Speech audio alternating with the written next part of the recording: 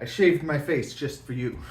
Okay, so this is going to be a long one. Today I attempt to tell you who I am. And then you know a little bit of where I'm coming from. Grab a cup of coffee, hang out, relax, sit down, take some time. Today you're going to get to know me. It all started with my birth. My dad is Austrian.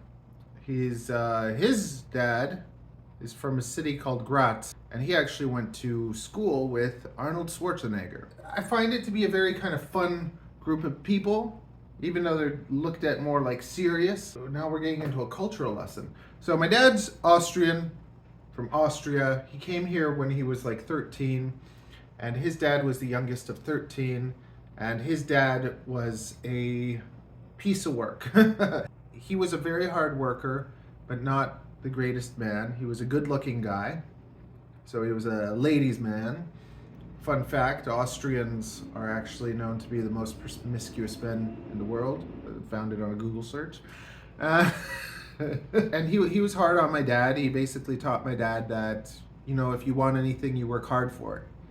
And he made lots of money and did lots of like handiwork. He would build houses, live in them for a year, sell them, that kind of thing. So he came from dirt poor, from nothing, to a guy who had houses with pools inside of them. And then he had my dad, and he never really gave my dad anything. Like, he kind of just made him work hard and said, like, you got to do it for yourself. So that's kind of the past that my dad has.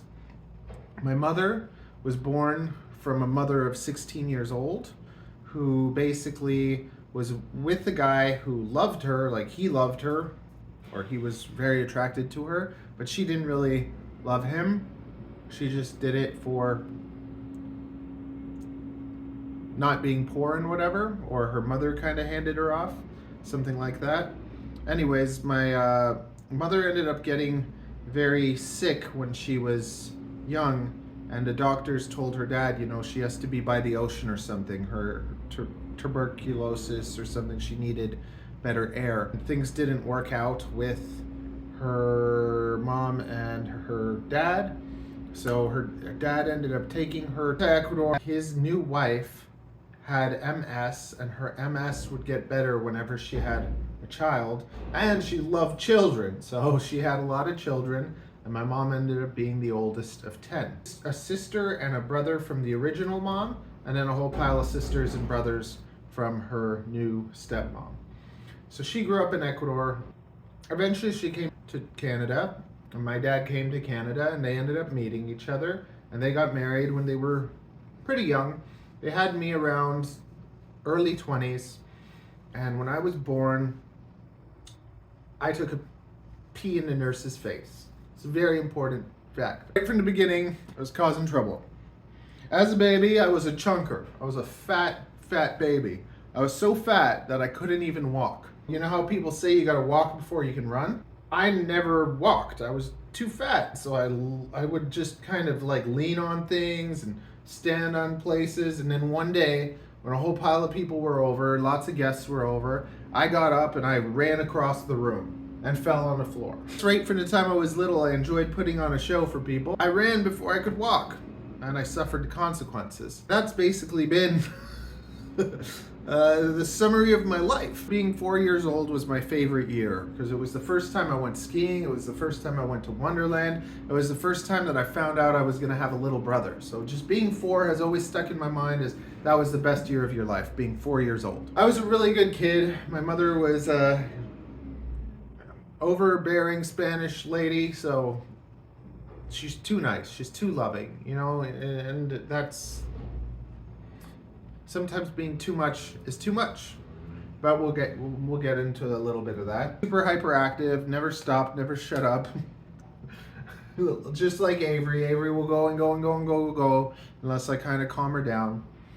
But neither of my parents were really like that. My mom there were some issues in the family and some bad things that happened that I don't really want to share with you. But there's some bad things that happened in my mom's life. There's some bad things that happened in my dad's life. But they were both kind of normal compared to me.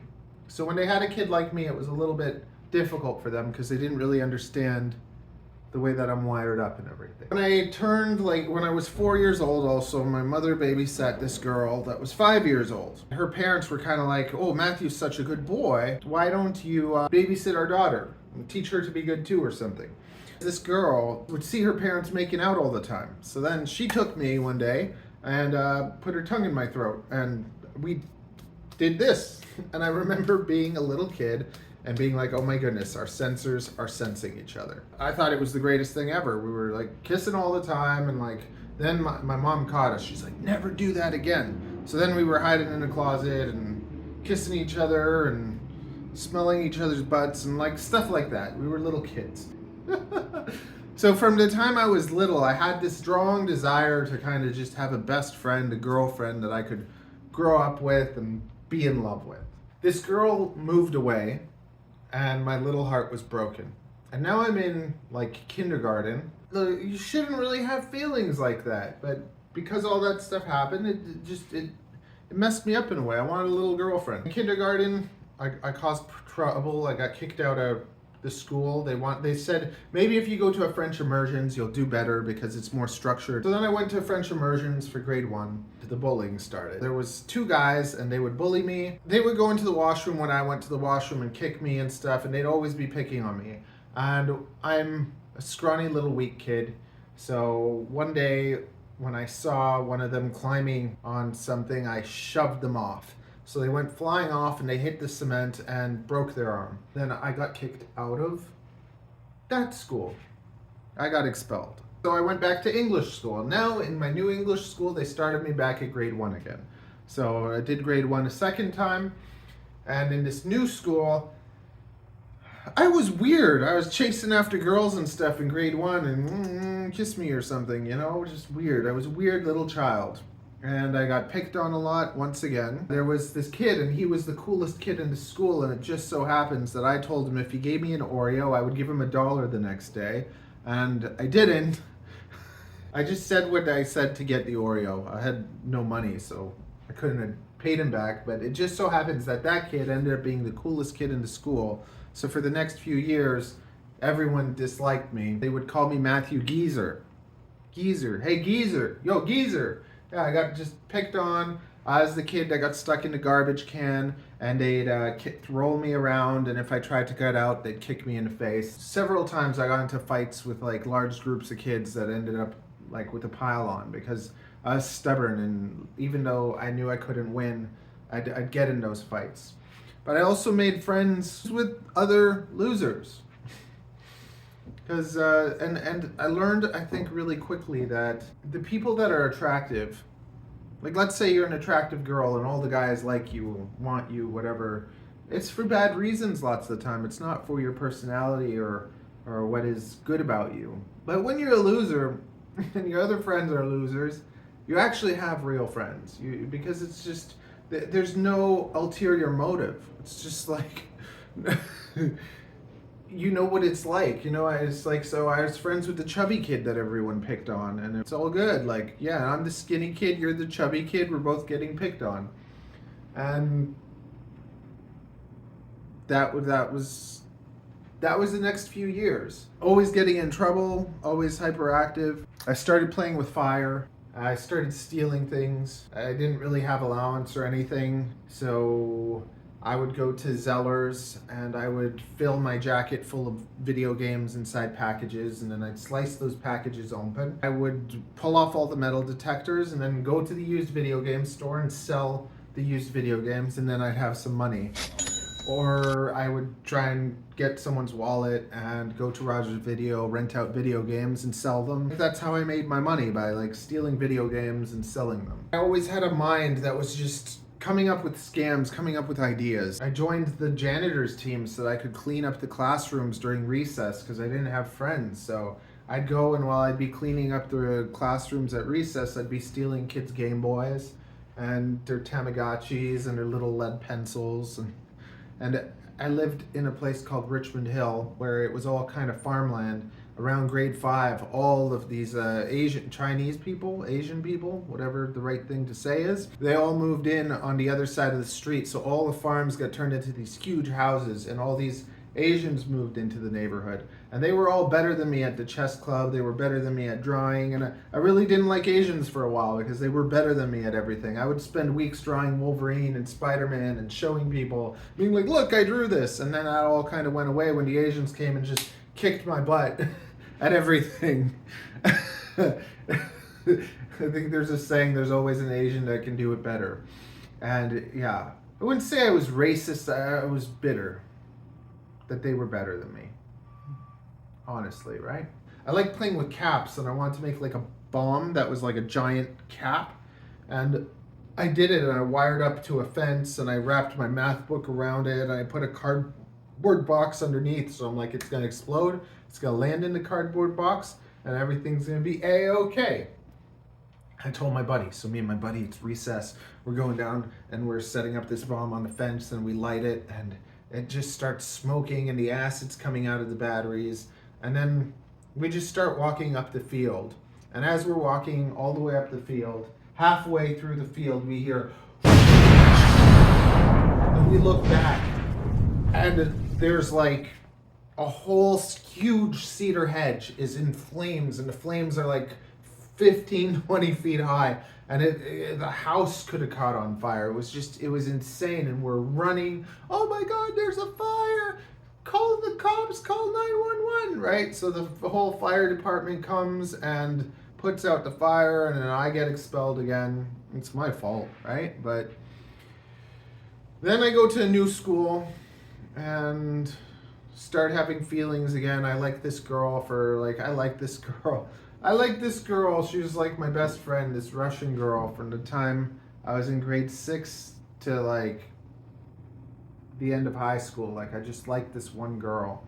And because I got sent to this new school, I would have to travel pretty far by a school bus. But instead of taking the school bus, I would take the money that I got from selling stolen video games. I'd get on a public bus, like I'd wake up at like 7 in the morning, get on the public bus to this girl's house, and walk her to school. And then after school, I would walk her home, and then I would walk home to save money. And it was a crazy like hour-long walk. But I would do that every day because I just wanted to be with this girl that I liked. And I would draw her and obsess over her, and she was a beautiful girl that all the boys liked. So every time she liked a guy, she'd be with him, and then I'd get to see that and be like, oh, my heart is broken, if only she'd like me. So I did that to myself. I tormented myself over this girl, wishing she'd like me, cry, wham. She never really did. And such is life. Then I went to high school, and when I went to high school, I didn't get to go to the high school that all of my friends now from this new school were going to. I didn't get to go to the high school with that girl either. I had to go to the high school with all of the kids from the elementary school that I hated. Was not very excited for that.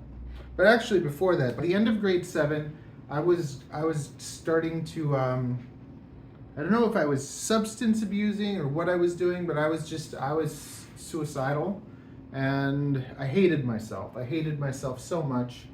And basically from the time I was little, we went to so much therapy, to doctors, to therapists, to psychiatrists.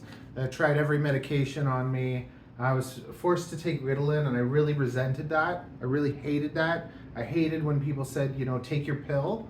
Like, it was terrible. It made me feel terrible. I don't feel that the medication helped me at all. It just made me feel like crap. And the teachers liked that because then they wouldn't have to deal with me. It was rough. And Mom didn't know what to do. People told her, you treat him too good. You got to beat him, give him spankings, give him cold showers, like do whatever. So my mom also was never really emotionally stable, so she would lose it on me and beat me up and all sorts of fun things. And but I don't hold. It hurts, but it's like I'm not mad at her at all. It's under like I wasn't the easiest kid to deal with. I was stealing, I was making fires, causing problems. When people lose control, it's a very interesting thing because some people, they just give up. At least she didn't give up, right? She tried to straighten me out. My dad was never really like that. My dad just wasn't around as much. He was the kind of guy that just said, you know, I love you, son. You can tell me anything. And then, hey, Dad, so I did this. Oh, why would you do that? That's so stupid. What are you, an idiot? Okay, thanks, Dad. Thanks for letting me know that I could tell you anything. Because that's just how Dad was. So I never really told him anything, except later in life I'd express how I feel.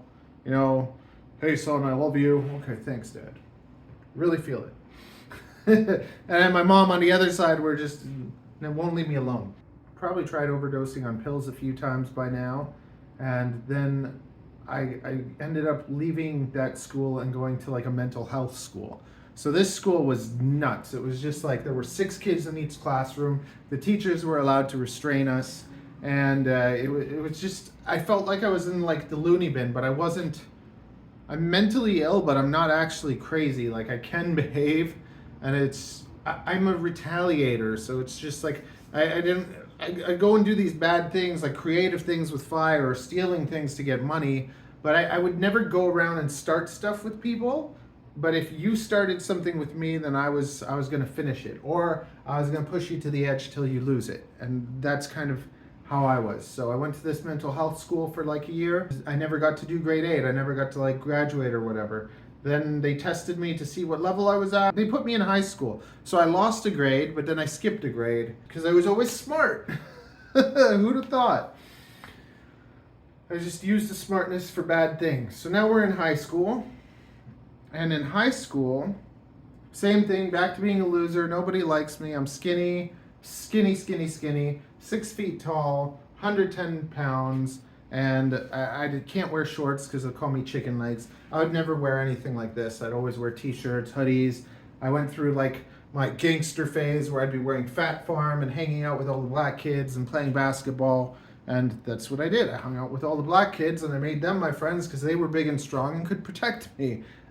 And we'd play basketball and steal stuff and smoke weed. That's what we did. And unfortunately, lots of them,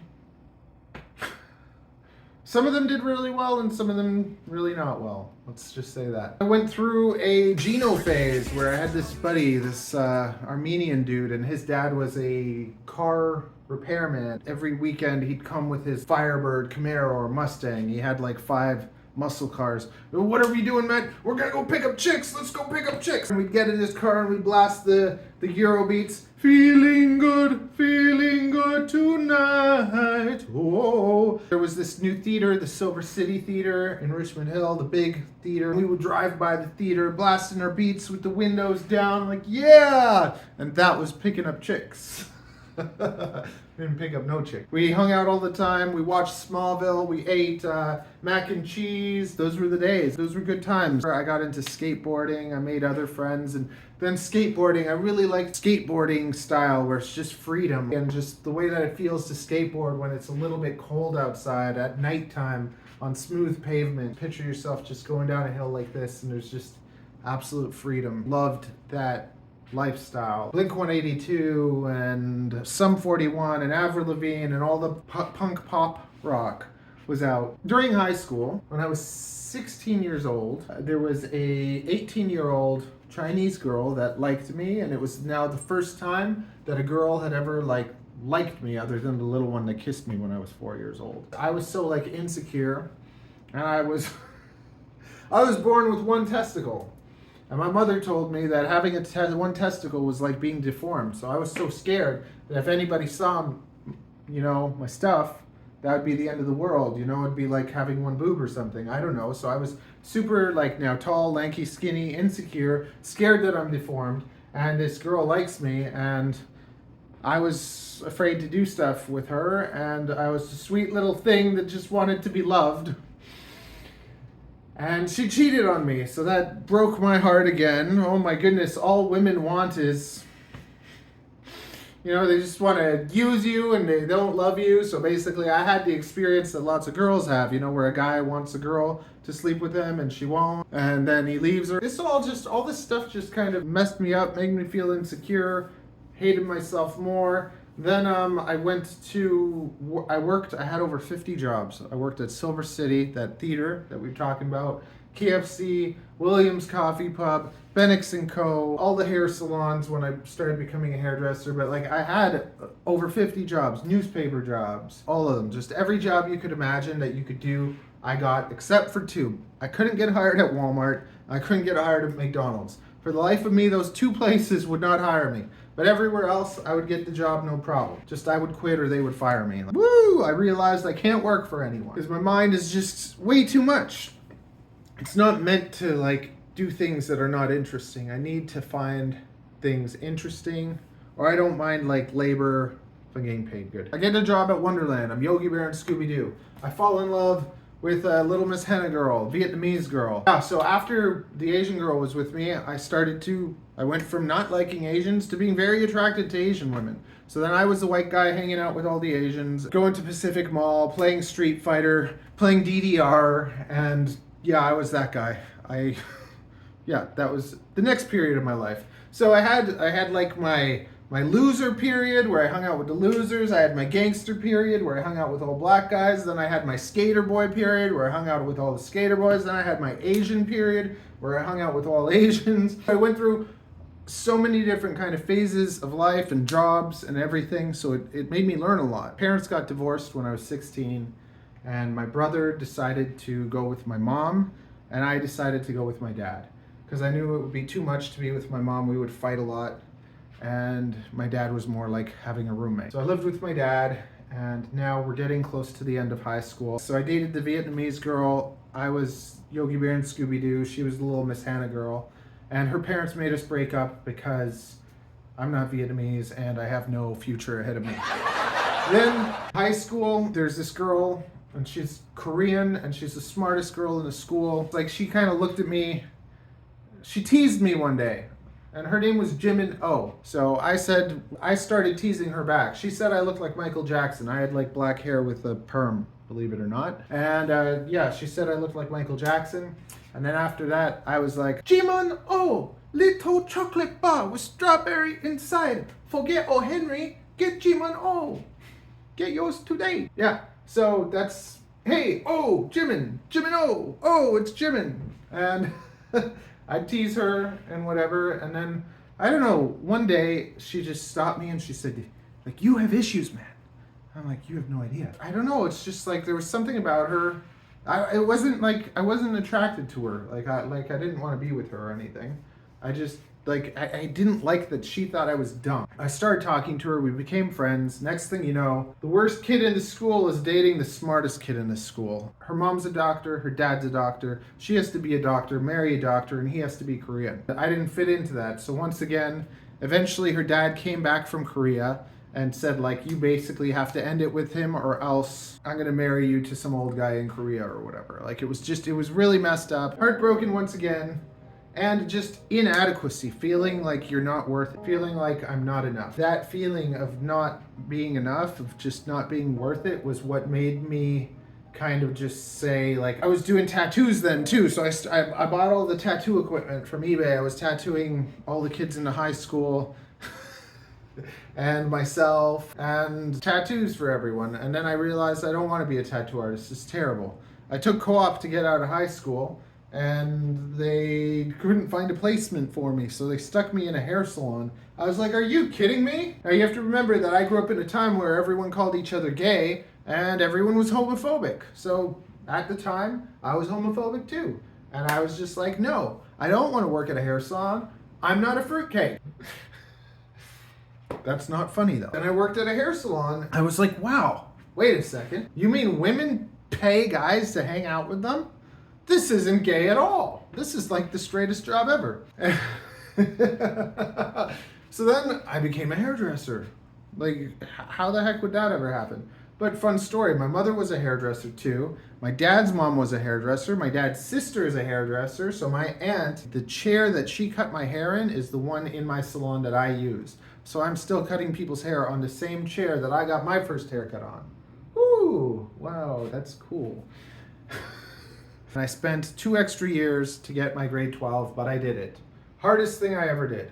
Then I went to hair school. I was there for a while. Had problems in hair school, got kicked out of hair school, went to another hair school, finished it. But I was just like, you know what? I wasn't good enough for Jimin. Jimin's gonna know who I am. She's gonna know I'm gonna be the best hairdresser in Toronto. And that's what's gonna make me feel worth it or whatever. Anyways, I finished school. I started working out. I took weight gainers, something called Mammoth 2,500. 2,500 calories a shake, plus all my meals. Did that every day. Made fireworks in the washroom. Hilarious. I put on about 60 pounds in a year, and I was, oh yeah, fit and feeling good. And then from that point onward, I would get fit and then fat and fit and fat.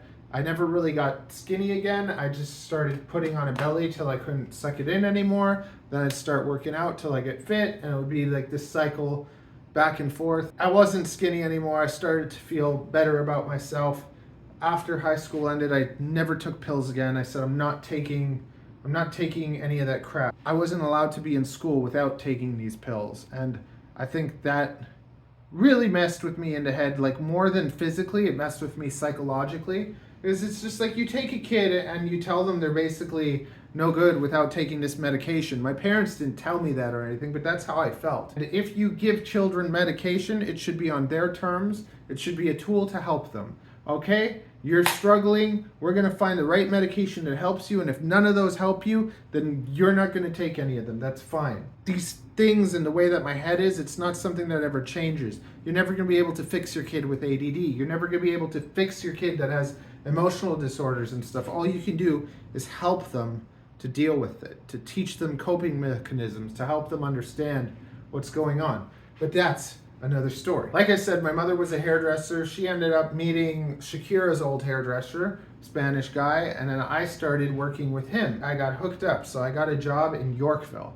So I went from this kid from the suburbs, growing up in a basement with his dad, to working in Yorkville with all these fancy people that have so much money, and it kind of made me hate rich people. Some of them are nice, but most of them are just like, honestly, I'd fantasize about robbing them because I think it would be pretty easy and enjoyable. But that was then. I used to actually fantasize, I'll just run every day for 2 hours and then just go and like, hey, take your ring and your purse, thank you. And just make a life out of that. Because this is how the mind works, I guess, of someone like me with ADD and borderline, and they said that I had oppositional defiant disorder, conduct disorder, and like a whole pile of other ones. I know it's not right, but my mind would think these things like problem solution. Forget about morality, forget about what's right and wrong, just like this person is bothering me. How do I make it stop? Okay, I tell them to stop. They don't stop.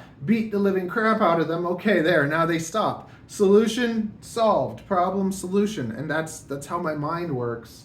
And I have to fight with it all the time so that I don't do what I want to do. And I'm sure everyone kind of wants to do different things that maybe they know they shouldn't, but lots of them probably don't do them, like as the first reaction. And for me, I naturally just boom, let's do it.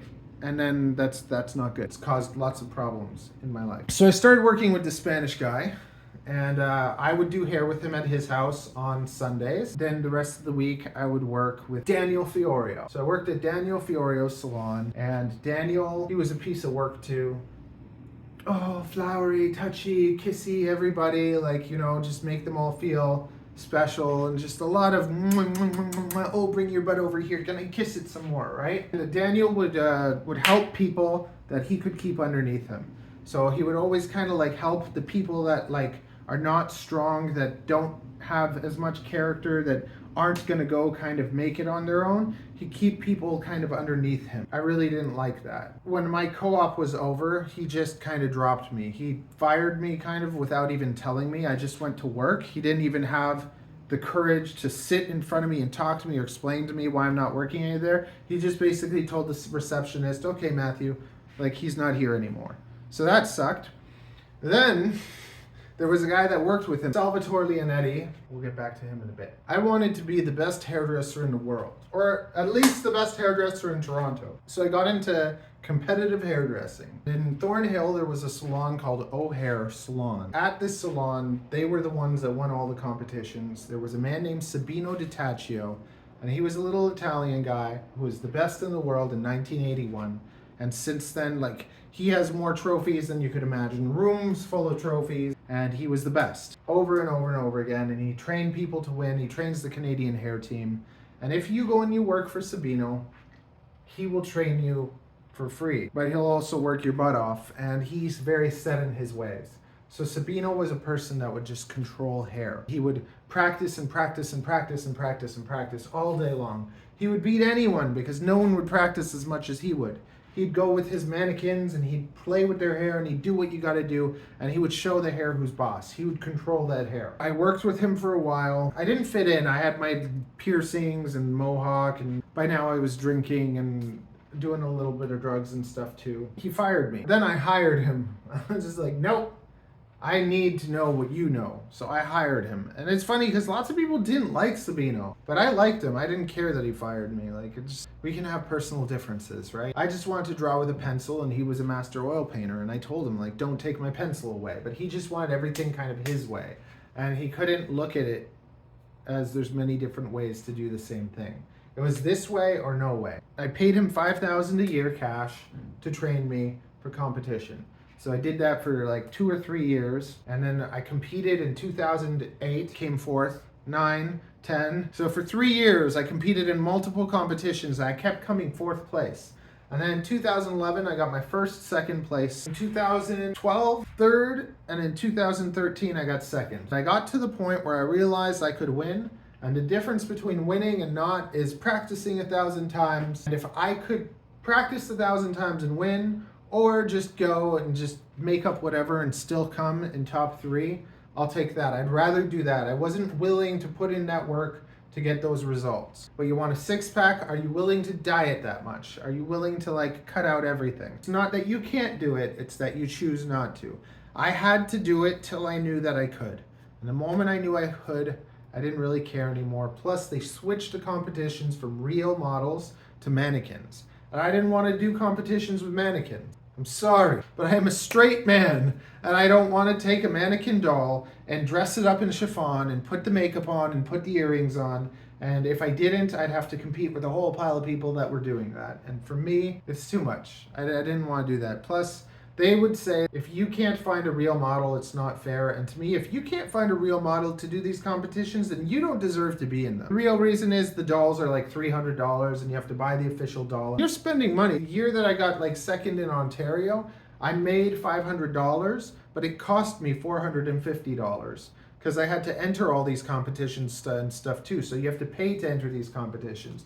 Then there's other competitions where they're by the company. So let's say the L'Oreal competition. If you're not using L'Oreal colors, the only way you're going to win is if you're like way better than the other person that's with L'Oreal colors. Because there is nonsense going on. So the top selling salon will be most likely to win, because then they sell more L'Oreal products and more L'Oreal colors. So L'Oreal wants those top salons to win. So for you to be able to beat them, your work has to be way better. If it's like a tie, then they're automatically going to win, because that's how the system works. There are politics.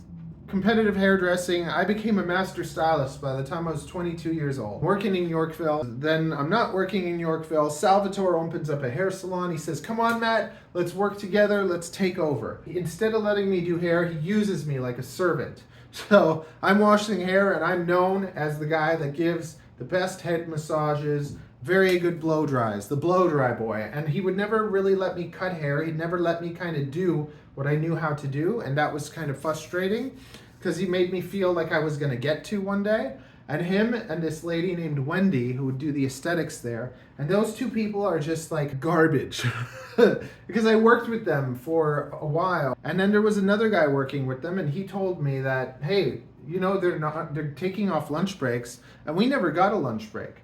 So then when I found this out, I was furious, and I called Wendy the C word in front of like Yorkville salon, right? Suzanne Rogers would even get her hair done at Salvatore's Leonetti's salon. They stole from me. They all made such good money, like really good money for doing what they do. They couldn't pay me properly when I'm bloody servant boy. That just disgusted me. It was the most satisfying I ever felt quitting a job, because I just swore at them both. I took off, and then to report in and everything, you get like a book. Like if you want to go and like fix things and like go through whatever the right way is to like fix it, and it's like, okay, let's write about everything that happens. You have to fill out this many pieces of paper, and I couldn't do it. So I lost about like $2,000 from working with them that I never got back. But then I found Raffaello, and Raffaello was the best hairdresser I've ever met. Raffaello Morello. And he worked in Yorkville too, and he was a wonderful dude and insanely talented, and he would just carve the hair. He wouldn't follow like all the steps the way lots of hairdressers did. He would look at the hair like a sculpture, and he would sculpt it with his scissors, and he did such an amazing job. And I loved him, and I learned from working with him, but his son and his daughter are not as talented as he is, and he would give all the business to them. So usually you work at a salon, customers come in, everybody takes turns. But Raph, he would give it all to his son and his daughter, who were entitled, spoiled adults that behaved like kids, and they ran his business into the ground. Back in the day, he was fully booked. He's an amazing hairdresser, but his kids basically ruined his business, and nobody wants to work with them because of that. There was a guy, George Morrison, and he was one of the first like famous black hairdressers that like back in the day was doing things like nobody else was. Sad because of racism and everything, but it was just like he was one of the like first ones to be able to be doing all these big things in hair. So to be able to work with George Morrison and Raffaello was just amazing. It was a crazy privilege. I learned a lot, and George would use a technique inside the hand cutting. It's like an old different style of cutting hair. It's all like different forms of art, right? And Sabino being this person that controlled the hair, Daniel Fiorio being this person that put on a show and smooch. Salvador, who was just the whole Yorkville act, you know? Being with Raph was amazing. He was a true artist, and he was truly talented. From that though, I wasn't going anywhere. I wasn't getting busy, and I wanted to do hair, and no one was letting me do what I needed to do. So I went to Eden Center, and I worked at Natural Solutions. The mall hair salons are known as butcher shops because everyone's just cutting hair as fast as they can to get the money, and like that's the reputation. So I worked at Eden Center, open to close, 7 days a week, and I built a clientele in a year. Within a year, I had a full clientele. I was doing great. I was charging the master stylist prices, getting busy, and I was having fun, and I was also drinking almost every day. That they didn't fire me because I was making the money. And I worked every day, like open to close, but I wouldn't sit in a chair. I'd walk around the mall, I'd talk to people, and then if I had to do a haircut, they would call me. And lots of the other hairdressers would sit in their chair. There were 17 other hairdressers, and I just would not sit in the chair, and the other hairdressers, I made a couple friends, but most of them didn't like me. I find it really amazing because when I see a hairdresser that's really good at something, I want to learn from them. I want to be their friend. I want to steal their scissors. It's not that I actually want to steal their scissors. I want to steal their talents. I want to see what they do and learn from them.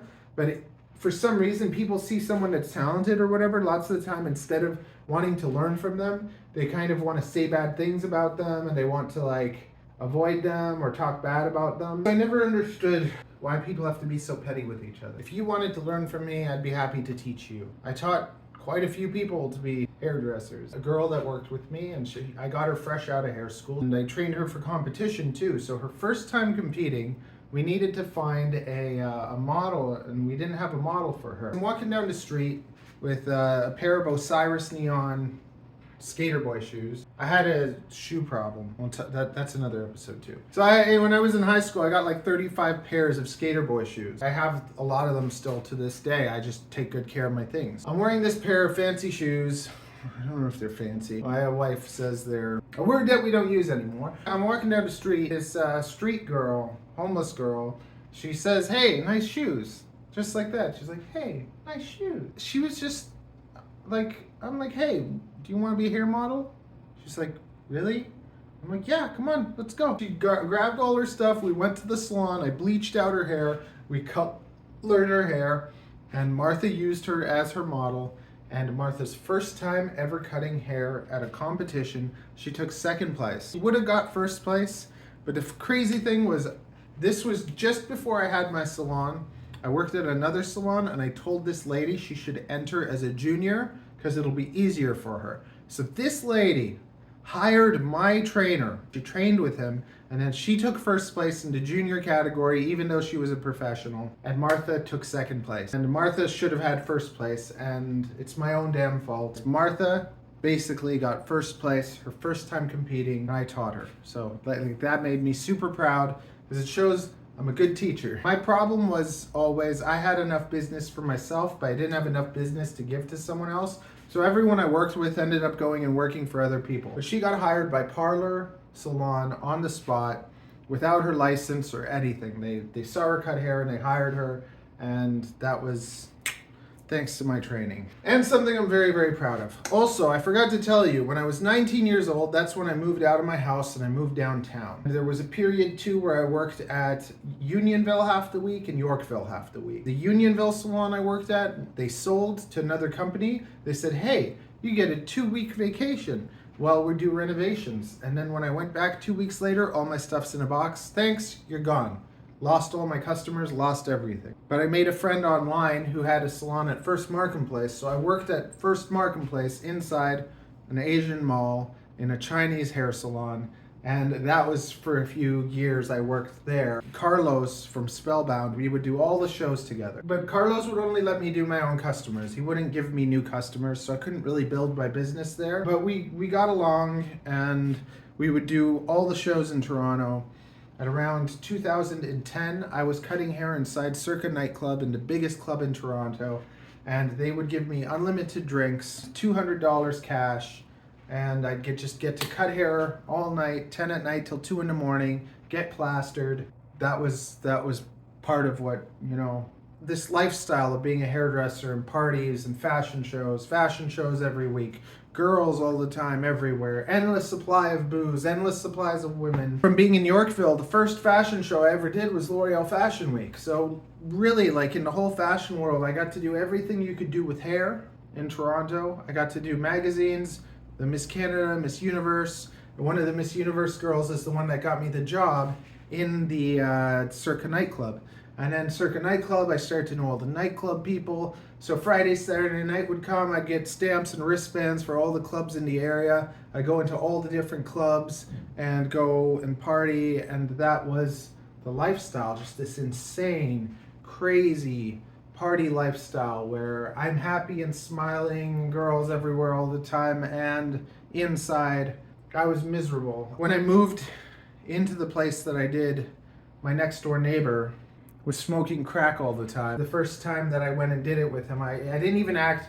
I was never someone that acted like, oh my goodness, I never did this, I wonder what it's like. I just did it, whatever it was. So any drug that someone would give me, I would just do it, and I didn't really care. I smoked, I drank, I gambled, I did drugs, I did everything, to the point where one day I'm gonna die, and I don't really care, because when I do, I won't have to feel this pain or struggle or emotional stuff anymore.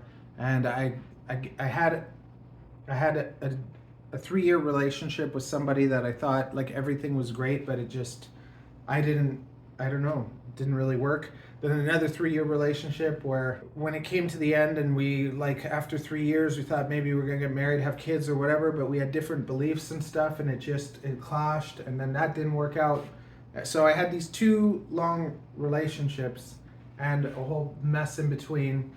And then I ended up with someone that was just lovely, and she changed my life a lot, because her parents were well off, and she would go shopping at Value Village. I came from Yorkville, and I'm the poor boy, I was Aladdin basically. I didn't fit in, and I wanted to, I'd save up $300 and buy a pair of Rockin' Republics. But I always hated, and I always kind of tested the way people treat you when you're dressed nice versus dressed like a bum. And I had a mohawk and piercing, so I liked when people judged me. If you're gonna judge me for how I look, I don't really want to know you anyways. I had that kind of attitude. It was kind of like me against the world. This girl, she was so awesome and kind and sweet and nice and wonderful and simple, and beautiful but didn't think she was, and just one of the most lovely people I've ever met. And she changed me a lot, and she made me feel kind of like I was enough. And she was probably the first person that kind of made me feel that way. Eventually, I royally messed things up. It involved alcohol, right? I'm an alcoholic, a drug addict, a smoker, a gambler, like everything, right? And I royally ruined that relationship. I never saw her again. And I was messed up from that, and she was messed up from that, and that was my fault, and I'm terribly sorry for that. From all this, I started trying to recover and clean up and everything, and then I met my dear wife Ariel. And Ariel had been in a 6-year relationship with another guy, similar kind of thing, except not involving either of them being terrible people. It just didn't work out, and she was kind of like never getting over him. And when we met, I helped her. None of her other relationships would work because she couldn't get over him, and they weren't able to deal with that. But for me, I love psychology. I love studying people. I've studied people from the time I was tiny, and because of going to all the psychiatrists and doctors and stuff, I understood kind of how they view the brain. I also used to watch about 4 movies a night. From the time I was little, I just watched every single movie you could ever watch. I go to the Rogers Video website, find all the movies, download all the movies, watch all the movies. And when you watch movies, actors portray different personalities. So they do all the profiling for all the different personality types. So if you watch enough movies, you're able to kind of catch on to all the different personality types. And if you study people, you think that people show a lot by the clothes that they're wearing and the way that most people judge them. Every single person tells you so much about themselves just by the way they stand, by the way they speak, by the way they make eye contact, by the tone of their voice, by the way that they do everything. Do they have cuts on their body from cutting themselves? Are they afraid to, say a clear sentence to you? When you look at them in the eyes, do they look away? All the little things and mannerisms that people do tell way more about them than the clothes that they're wearing or anything. And that's kind of what's always frustrated me, because I've always kind of been able to see people, and very quickly, if they have mental illness, I can connect with it. If they've had trauma in the past, I can tell. Even without them telling me. Lots of the time I know, because your body shows these things. It's just like when you see a car that's been scratched, you know someone bumped into it or they bumped into someone. When you see a damaged person, it's very easy to see if you're sensitive to it, if you understand it. What Ariel was going through was very common and kind of like easy for me to understand, so I helped her get through her stuff. And I was lonely and I screwed up, and she was lonely and she screwed up. And then we ended up kind of together because we were both hurting and we were both lonely, and we're both very different type of people. We had a baby together. And our baby, Avery, is the love of my life and the love of Ariel's life. And we love Avery, and we make it work, and that's a thing in itself too. Sometimes we all want the movie love where you see someone and you're crazy. That's what I've always wanted, that's been my life goal, to fall in love with someone and grow old and nasty with them. We're good friends, we talk about everything, and maybe we don't have that romance from the movies, but we bicker, but we're doing pretty good now, and we've been together for a long time. It just feels like we'll just always be together. And there's things that neither of us like about each other. Ariel doesn't like lots of the things I do or really understand my way of doing things. And I look at Ariel and I'm like, you're so bloody talented. She's such a good makeup artist that I want her to kind of, be a hustler and like go and get it like I kind of always have. It's tricky. I absolutely think like she's an amazing woman. She's loyal, she's hardworking, and she's a great wife. And she thinks that about me in some ways too, and then in other ways, we're a little bit, not nice. Now we got sidetracked again. Because the big thing that I wanted to kind of share with you is get to you where we are now. I got into snakes. I wanted a pet that I wasn't allergic to, And I ended up figuring out like snakes are like these awesome animals that I was scared of. Okay, I wanted a pet tortoise. I went to go get a pet tortoise. There were no tortoises. At this reptile show, there were only snakes. I was like, this is just nuts. Why are there so many snakes? Where's the tortoise? There weren't any. I had the money and I had the setup for the tortoise. There were no tortoises like the one I wanted, so I bought a snake. Theseus, and Theseus was the best snake ever. I still have him. I had him for about a year. I had so much fun with him, and it was just so awesome. I started learning everything about snakes, obsessing with them. The same way like with hair, I got into it. I wanted to be the best. I got over everything. I finally became okay with myself. I didn't care about what anyone thought anymore. I'm able to wear wife beaters every day, and if someone thinks I look like a bum, that's okay.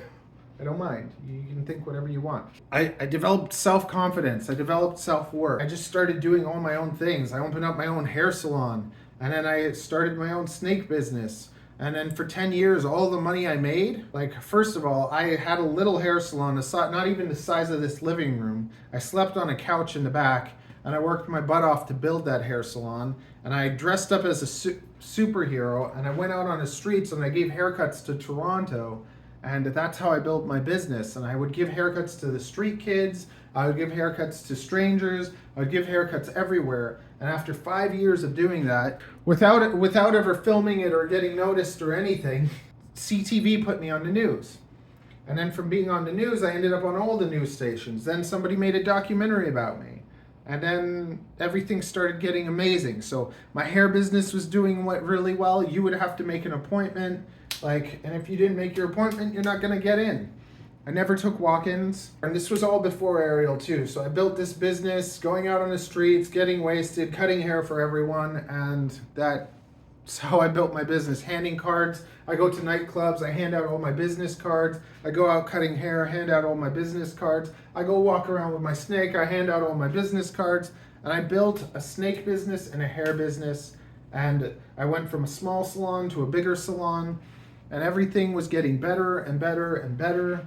Then I had a baby with Ariel. We got married. I wanted to be a full-time dad. I closed my salon. I opened up a little one so that I could only work on Friday and Saturday so that I could be a full-time dad. And that's how I've been able to be a full-time dad, which has been the greatest thing in the world. Just Avery fulfills everything I've ever wanted with love. You know, I love Avery with my whole heart, and we love each other, and it's special. And she's been able to grow up in a world where there's just like happiness and joy, and I encourage her, and we play, and we do everything together, and it's the greatest thing that's ever happened in my life. I'm sober now. I don't do drugs. I don't drink. I don't smoke. I don't view pornography either. Woo! Okay?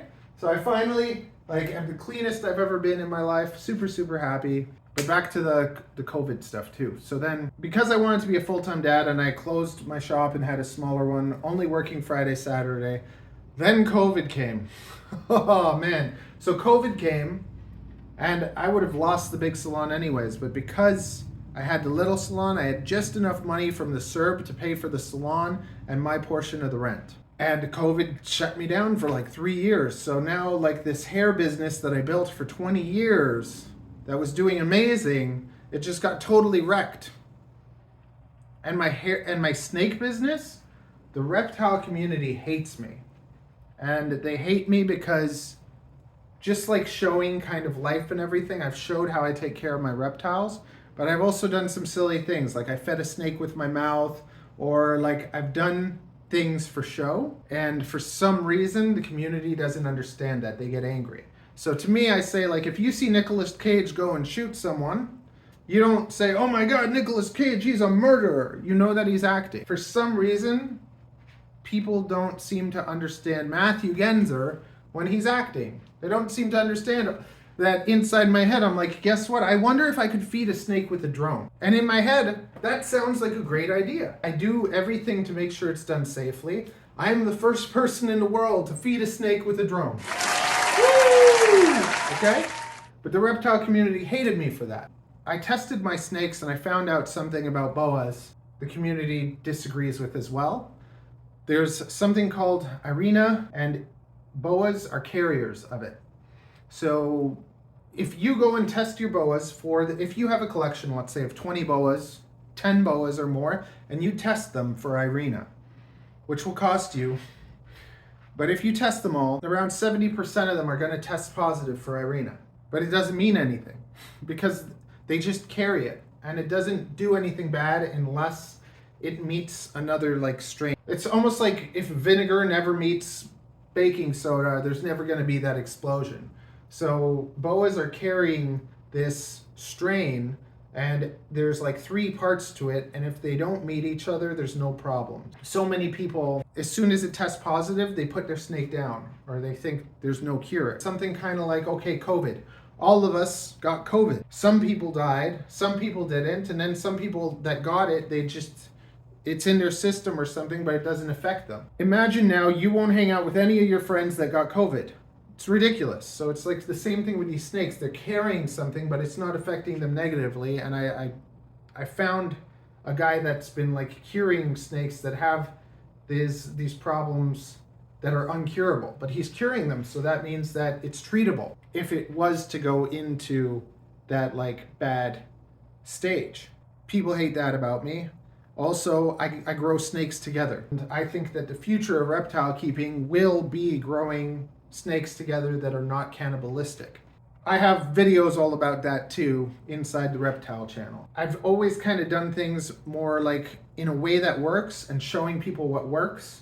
And then there's the box, the way that everyone does it. Just like life, right? Most people think you have to go to school and then get a good job, and that's how you have to do it. And I've spent my whole life trying to make money doing things I enjoy. And even this is a goal, right? With YouTube, to me, this is probably, I'm making no money right now, but I think that this is the way that I can get the most money for the least amount of work and the most amount of fun. Even though it's a lot of work, like this video is probably gonna take an eternity to edit, but just like, let's say my video vlogs start doing good, that's about 3 hours of work over 2 days. Let's say 2 hours a day of work to be able to have a living, like that's pretty good. But you guys gotta like and subscribe and stuff for that to happen. I always look at it like the long term. I've never looked at anything and said, I'm gonna try this, and I've tried so many things and I don't like them, so I stop, like tattooing. Even the drone business, I got this drone business growing, and it's fun, I enjoy it, but it doesn't make money. Okay, I charge $80 a haircut, so when I do a haircut and I make $80, it's mostly profit. Like I don't really have to pay for anything except for the rent of the salon. If I was to buy one of these drones, it costs me about $350 American to buy this. Then I gotta pay for shipping, then I gotta pay for taxes, and by the time it gets here and I sell it to someone, I make a profit of about $80. So I have to spend almost $400 to make $80. That is terrible. So instead of the drone things, I do my frames. So I sell drone frames. And now these drone frames, they cost me maybe about like $15, $20 each, and I sell them for $40 to $50. So I make about a $20 profit off of each of these. And that to me is more doable than spending $400 to make $80. But just the way that things work, like you can make money off of almost anything, but I don't want to be working usually for less than $100 an hour. I know that I can get that. So it's like if I can do photography, $100 an hour. If I can do building drones for people, custom build, $100 for me to build it. If I rent my snakes to belly dancers or for shows or whatever, for bigger budget things, I charge more, and then for smaller budget things, $100 an hour. You want to make a YouTube video together? I'll film you and edit it for you. I'll charge you $100 an hour. Want me to do these things? Whatever you want me to do for you, I'll charge you $100 an hour because I believe that's what my time is worth. And I've found a way to kind of get through life being able to do that. But now before COVID, everything was amazing. Like life was just wonderful, lollipops and rainbows. And now ever since the salon's been shut down for 3 years, I lost like 80% of my customers. So I'm barely scraping by. I don't know how the heck I'm gonna keep the salon. So I'm thinking like the last 2 years I haven't made rent once from the salon. It's all been like taking a job here, doing that, doing this. And YouTube I've been doing for 3 years, and it's made me Nothing. I make $20 a month off my reptile channel with 12,000 subscribers, and I make $20 a month off of my drone channel with 2,000 subscribers. But I also learned a lot about YouTube, and from the time I started doing this, I said, I'm not just making videos for the sake of it. I'm going to learn how YouTube works, and I'm going to do things with that, so it's going to grow, and it might not do anything now, but I'm going to do it for, let's say, 5 years, 10 years, and then it'll eventually become my main source of income, and then I'll be able to change and be able to do more things, because the jobs now that I have left me trapped here in Toronto. I can't leave Toronto because I have 100 snakes in that room. I can't leave Toronto because I have a hair salon and the customers there. But if this can get big enough, it'll give me the freedom to be able to do it kind of anywhere, because I can vlog from anywhere. The absolute, like, awesome goal would be eventually, you know, do traveling. You know, Ariel's dying to travel, and she looks at me kind of like I don't take her on vacation, or I don't do anything for her, but I can't. Like, financially right now, I'm basically a bum that stays at home and picks up Avery. And it's very hard because I've spent my life building businesses that I've worked on for years, and then they were great. I would make what Ariel makes it in a week, I would make it in a day. And I would have a smirk on my face, and she'd be like, I hate you.